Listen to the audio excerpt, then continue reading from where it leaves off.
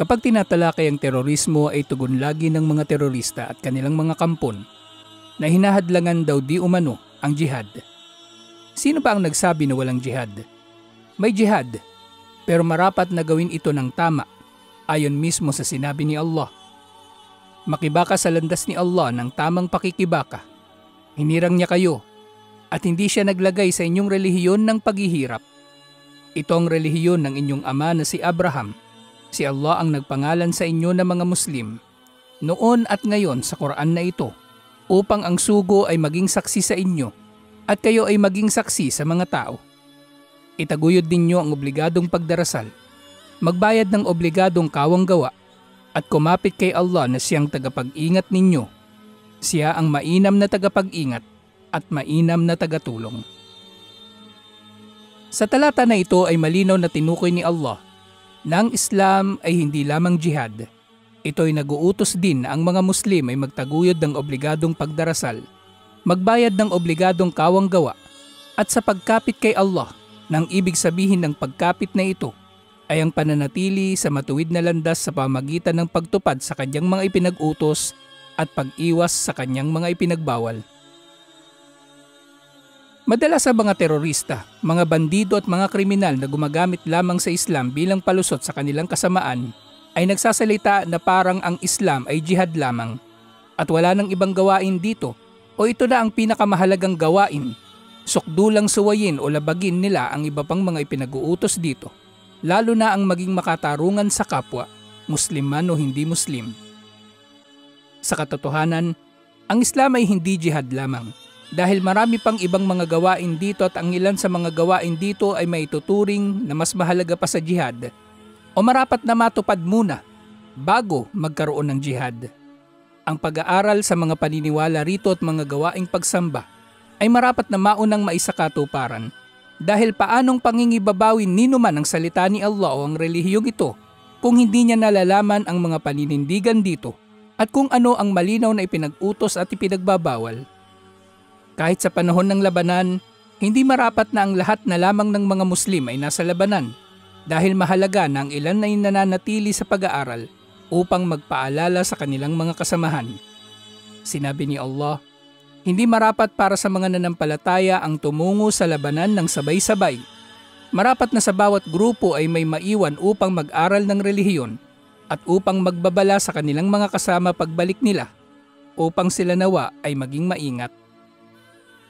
Hindi maaari na ang mujahid o ang isang nakikibaka sa landas ni Allah ay manghuhula lamang ng mga patakaran o mga panuntunan na magdudulot lamang na siya ay maging hindi makatarungan at maging hindi makatotohanan sa kanyang jihad. Ang problema sa mga terorista ng mga utak pulbura, kahit ang hindi marunong magwudu o magsala ay pwede na magjihad. Kahit ang isang hindi nakababatid ng karapatan ng kanyang kapwa-tao na Muslim at hindi Muslim ay maaari ng magjihad. Tila, ang pinakamahalaga lamang na katangian sa kanila ay ang kagustuhan ng sinuman na maminsala sa iba. Ito ang dahilan kung bakit sa 23 taon ng pagiging propeta ni Propeta Muhammad sallallahu alaihi wasallam, ang jihad ay iniutos sa 15 taon lamang ng kanyang mensahe. Ito ay dahil mahalaga na ang mga nakikibaka sa landas ni Allah ay maaalam sa relihiyon, katulad ng kung paanong ang kaalaman ay pundasyon at saligan ng lahat ng mga pinaniniwalaan at ginagawa rito. Kaalaman at pangunawa na taglay ng mga sahaba, ngunit wala sa mga terorista. Kaya nga nauna ang hijrah bago ang jihad, dahil ang estado ang magdedeklara ng jihad at mamamahala sa jihad upang matiyak na handa na ang mga mujahidin at sila ay matutustusan upang hindi na nila kailangan pang magidnap ng mga inosenteng turista para lamang magkaroon ng pondo.